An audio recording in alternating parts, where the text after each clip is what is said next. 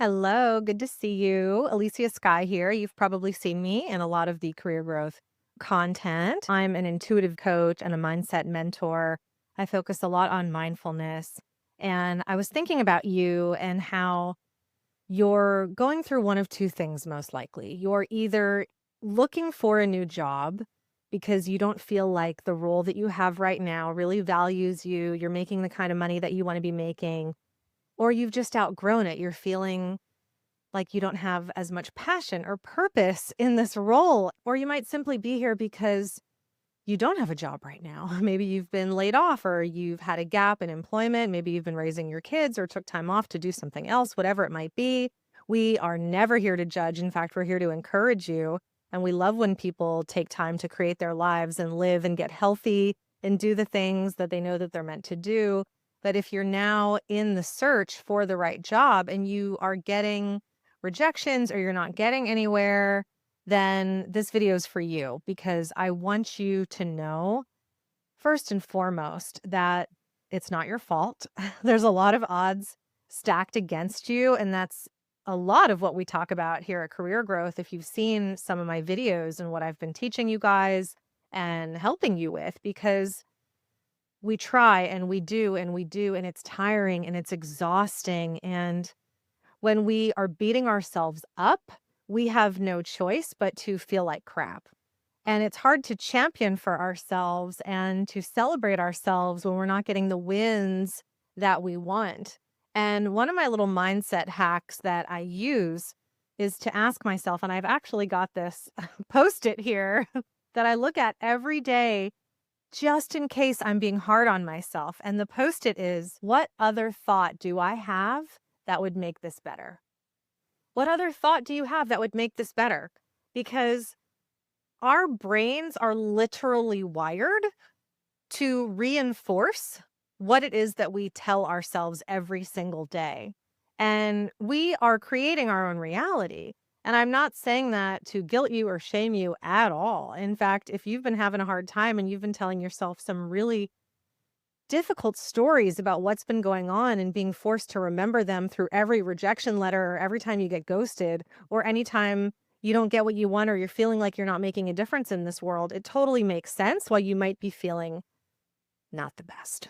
So it's up to us to just get one step ahead of that difficult place. And that's one of the things that helps me. What other thought do I have that would make this better?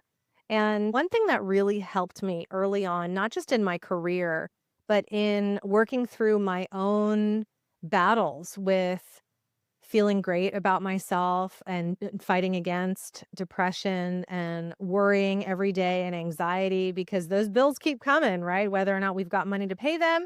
And also, if we have a job, we still got to go to that job every day, whether or not we truly love it.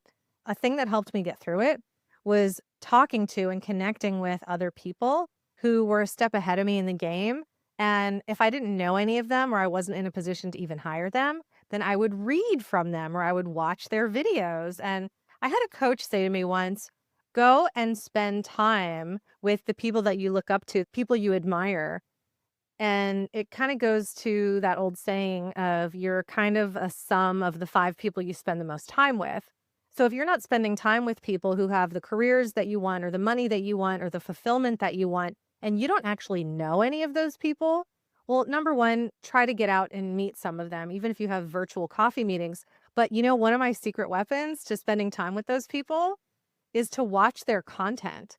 They don't know they're spending time with me, but they've created this content so that I could spend time with them. People like Gary Vaynerchuk and Mel Robbins and Andre Quinn and amazing people that I look up to. I go and I watch their videos and I feel motivated and inspired. New thoughts occur, better thoughts occur, and I start to rewire my brain because truly what we focus on expands. It's kind of law of attraction 101. And if you're not into manifestation, let me just explain it like this. And I'm not telling you to be into manifestation. I'm just saying this is scientifically how this works. When we focus on a thought, we have the same thought over and over and over. What our brain does is it gets comfortable with that thought. And so it seeks evidence to reinforce that thought, which is why they say our thoughts become our reality. So when I say what you focus on expands, it means if you're focusing on, oh, I don't have the job I want, I'm unhappy, I'm jealous of all these other people, I don't have the money, then that's what you're going to see more of, right? So you might be wondering, well, how do I focus on the life that I want when I don't see it in front of me? Well, first of all, like I said, spend some time with people online, go to some workshops and some seminars, work with an incredible coach or mentor, have someone in your corner that's rooting for you, that's cheering you on, that's reminding you of how powerful and amazing that you are.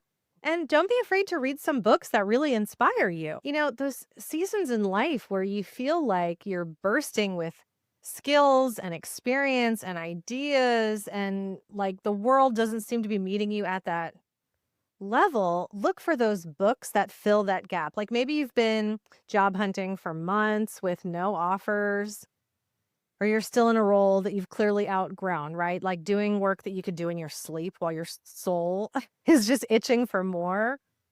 And I've been there and I get it. It's not about wanting a paycheck, it's about wanting to be seen for the value that you bring. And when that doesn't happen, it can shake you to the core and it messes with your mindset. And even the most talented, high achieving, and capable people can find themselves feeling really undervalued in the job market.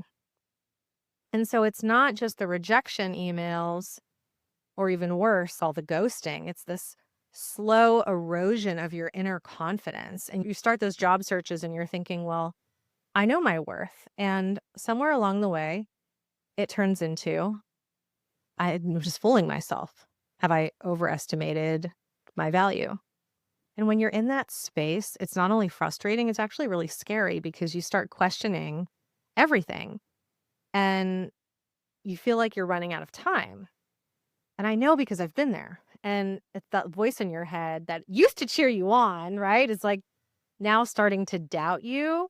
And there's actually this loneliness in it. I'm sharing all of this not to remind you of your pain, but to tell you I see you, I know you, I get you, I've been in your current situation. But here's the thing, your next opportunity is right around the corner.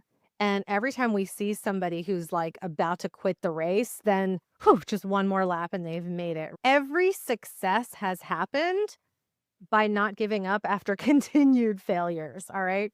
So you're in this no man's land between where you are now and where you want to be. And that in between can feel like a free fall. You start to question yourself and your decisions and your future. And when you mix that uncertainty with the pressure of paying your bills and supporting your family or just keeping up with life and appearances, it's really exhausting. And there's something that I call the golden handcuffs. Golden handcuffs is when you're in your zone of excellence, not your zone of genius. And your zone of excellence is maybe where, you're really good at something. You might even really be great at what you do and people respect you, you get paid well enough, so well that it actually feels risky to leave. And on paper, it looks like you should be really happy, but deep down, you know that you're not living in your zone of genius, that space where you feel purposefully lit up and deeply alive. And I talk a lot about this. And the guy who created the term zone of genius, his name is Gay Hendricks. He wrote a book called The Big Leap. I highly recommend it. Even Stephanie, who created Career Growth, she's a fan of the book. So I had Gay Hendricks on my podcast where we talk quite a bit about this. So you have so many resources at your disposal. You are so supported here. And to get back to it, so the golden handcuffs might look really shiny from the outside, but on the inside, they can drain your energy and wear you down or wear down your mental health.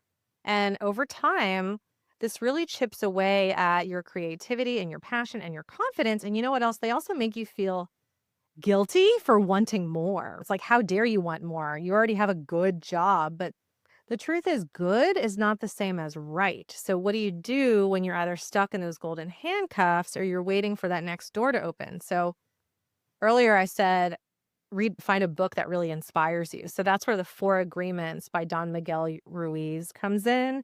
I would love to hold it up for you, but I keep giving it away every time I buy another copy of it. And I've been doing this for 20 years. I don't know how many I've bought, how many I've sent to my clients, how many I've given away. But check out the Four Agreements. And if you've read it or you've known them, you're like, oh, I've heard this, Alicia. Stay open for a second, because who you are today, right now, watching this video and hanging out with me and listening to me talk is not who you were last year, last month, maybe when you read that book 5 years ago, 10 years ago, or even who you were yesterday. One of my favorite quotes from Alice in Wonderland is, "I can't go back to who I was yesterday. I was a different person then." So if you're open to the idea that you are a completely different person right here, right now, because you are empowered to change and to be seen and to be held by this supportive community that we have here, then listen to what I have to say. The four agreements can really be this lifeline when you're in that gap of where you are and where you know that you belong. So the first agreement is be impeccable with your word. And this is not just about keeping promises to others, it's also about the way that you speak to yourself. So in the job market, it's so easy to turn your inner voice to being really critical, saying things like, well, maybe I'm not as good as I thought, or if I was really valuable, I'd have more offers by now. And that kind of language isn't helpful. In fact, it's not even like that it's not harmless. It's corrosive and your subconscious listens to every single word. Imagine if a friend came to you and said, "I'm struggling to get hired." Would you say to them, "Well, maybe you're just not that good?" Of course not. You'd remind them of every skill, every win, every time they exceeded expectations, why they're probably too good for that job. You tell them their worth is not defined by the pace of their job offers. And the challenge is becoming that kind friend to yourself. And it's what Kristen Neff calls self-compassion. I highly recommend going and looking up Kristen Neff's TED Talk on self-compassion. So your words are your inner dialogue, and they have to reflect that truth of the value of yourself, even on the days when the market seems to disagree or you're not hearing from anything. You're not even seeing jobs that you want, right? And this is not about blind positivity or toxic positivity. I'm not a sunshine and rainbows girl, right? Clearly. But I believe in the truth and I believe in empowerment and I believe in the light we all have within us, right? So it's about choosing language that keeps your confidence alive long enough for the right opportunity to find you. So I want you to think of 3 facts about yourself that prove your value in the workplace. Facts, okay, not feelings, not assumptions. We'll get to that one in a second. Maybe it's an achievement, a result that you created, or a skill that you've mastered. So say them out loud to yourself. And when you hear them, notice the shift in your body. This is the power of being impeccable with your word. I'll demonstrate it for you right now. So one of my zones of genius is showing people that what they thought was impossible is actually possible. In fact, it's one of my favorite things to do. I love it so much. I love when people see possibility and then they start to take action. So look, I'm recording this for you at the end of my workday. I'm a little bit tired, but even just now, as I'm talking about this thing within me that I love so much about myself, that's one of my favorite things to do for work. You saw me just light up, and that's not acting or performance. It's like my favorite thing to talk about. All right, so try that on for yourself. Remind yourself who you are. The second agreement is don't take anything personally. This is really hard when you feel stuck because every no can feel like a direct comment on who you are. It's like that. It's like if you posted, "I'm looking for a job," and then a bunch of people commented, "You suck." That's like how we take it. But the truth is that's not what's happening, and most hiring decisions aren't personal. They can come down to budget freezes, internal reshuffles, timing, office politics. Sometimes the decision has been made even before the interview process begins, and if you've watched any of our content here at Career Growth, you know that a lot of it has to do with the fact that your resume is not even getting seen, which is something that we help you with. So if you take every rejection personally, you start to carry that energy into the next interview and people can feel that. It's like this invisible weight you bring into the room. My first life coach, Trish, had this saying, which is desperation cancels manifestation. Let me say that again for you. Desperation cancels manifestation because that's the energy. There's this energy called reach and withdrawal. It's similar to the law of attraction, and it comes up a lot even in dating and in relationships that if we want something, we want it, we need it, we need it, we need it. That needy energy starts to repel the person on the other side of the desk or the dinner table or whatever it might be. So that's that feeling of desperation cancels manifestation. So you've got to do the work to release that desperate energy. And that's one of the reasons why we support you. We help you with coaching calls and so many other things that we do here. And you can get a handle on this yourself in the four agreements, it's a really great place to start. And it's just remembering that someone else's decision is not a representation of your value. And yes, it's disappointing and it's still discouraging at times, but you can protect yourself from making their decision mean something about your worth. Think back to a time in your life when you didn't get something you wanted, like a job or a promotion or even a relationship. And you realize later that it was actually a blessing in disguise. There's that Garth Brooks song. He wrote a song called Thank God for Unanswered Prayers. Go look up the lyrics to that song. So we can't always see it in the moment, but the same can be true here. The third agreement is don't make assumptions. And this is a big one in the job search because in the silence after an application or an interview, our minds love to fill in the gaps. We tell ourselves, well, they must have hated my resume, or I probably bombed the interview, or yeah, they probably found someone better. Maybe I didn't send it in soon enough. My cover letter sucks. So you can't make assumptions because unless you have the facts, you don't know. You actually do not know. And every time you create a negative story, you lower your energy and you're thrashing your confidence. And instead of assuming the worst, how about you just get curious?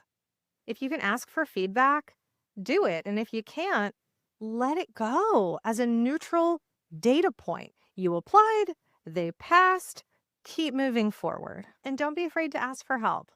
How about replace, I didn't get it because I wasn't good enough with, well, that wasn't my match yet. The match is still coming. The story that you tell yourself becomes the reality that you live in, remember? And the fourth agreement is always do your best. And this is where you got to give yourself a little bit of grace. Your best does not look the same every single day. Some days your best might be sending 10 applications, networking with 2 contacts, updating your portfolio. You're in the energy, you've got the vibe. And other days your best might be just going to send one thoughtful application and cover letter, and then I'm going to take a walk and clear my mind. Okay. So just do your best. Doing your best is not about perfection. And it's certainly not about pushing to the point of exhaustion. It's about showing up fully for the day that you're having and the day that you're in this present moment with what you have to give. And here's why this matters. When you know you've done your best, you can rest without feeling guilty. You can quiet that voice that says, well, you should be doing more, because you've honored where you are and what you have. You're allowing yourself to rest and actually enjoy instead of opening LinkedIn and clicking on jobs and just blindly easy applying over and over and over. I'm just going to pollute my energy into the universe and hope that the right match just shows up. We want to be intentional. And that's not one of the four agreements, being intentional. But if I was going to write a fifth agreement, mine would be intentional. So if you're in the job market right now, or you're sitting in a role that no longer challenges you, I know that it can be really scary. We talk to people every single day in this situation and we help them. And I know the days can feel long and the silence can feel deafening. But your value is not up for debate. And if you need to write that down on a Post-it and stick it on your computer so you see it every day, my value is not up for debate. Do it. The right opportunity isn't just about getting a job. It's about finding the right fit and the right team and the right place who value you, who pay you what you're worth, and where you're using your skills, your brilliance, your expertise to truly thrive. So the four agreements aren't just nice ideas. They're things I live by. They're tools to protect your mind and your spirit. Okay, so just quick recap, be impeccable with your word. Don't take it personally. Don't make assumptions. Always do your best. Because when the right role appears, you want to meet it at the most full, confident, self-trusting version of you. Because the job is the role, but you are the asset. So don't forget that. Don't forget who you are, and you take back that power.